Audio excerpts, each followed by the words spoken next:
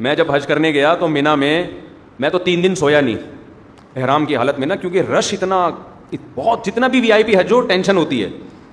پھر مینا میں میرا بستر لگ گیا ایک صاحب کے ساتھ, وہ بغل مجھے دکھا رہے ہیں اپنی کہ دیکھ لے بھائی, یوں کر کے سو رہے ہیں ان کی بغلیں ماشاء اللہ. میں نے کہا یار اس کو اب کیا کرے آدمی, ان کو کیا کرے یار, یہ مجھے کیوں دکھا رہے ہو بھائی.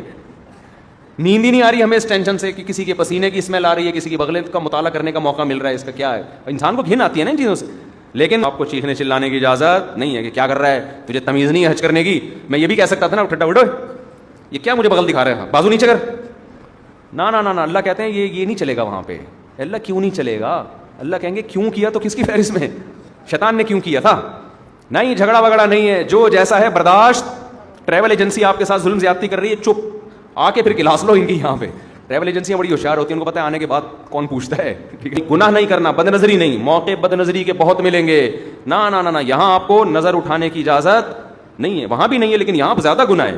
اپنی بیوی سے بھی آپ ریلیشن قائم نہیں کر سکتے وہاں پہ احرام کی حالت میں, تو نامحرم سے کیسے آپ لذت حاصل کر سکتے ہو.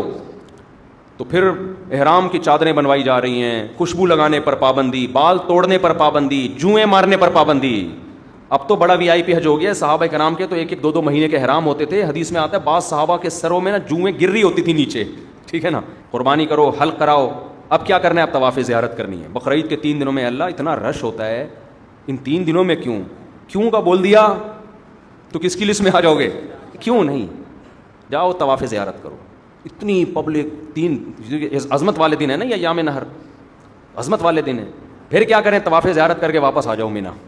ابھی تو آئے تھے, اللہ نے کہا اب واپس جاؤ, بس جو میرا بندہ ہوگا وہ یہ کام کرے گا. آخر میں اینڈ کیا نکلتا ہے, پروٹوکول کیا ملتا ہے آپ کو, جب آپ نے اتنی قربانیاں دی, عرفات کا وقوف کیا آپ نے. عرفات میں لمبی دعائیں مانگنا سنت ہے.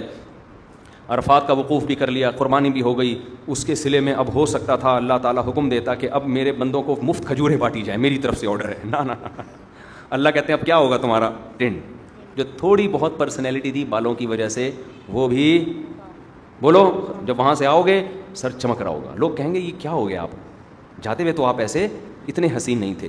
میں نے جب پہلی بار حج کیا, میرے اتنے بڑے بڑے بال تھے, میں نے ان بالوں کی قربانی دے کے ٹنڈ کرا لی. آپ کو پتہ ہے اتنے بڑے بال ہونے میں بڑا ٹائم لگتا ہے.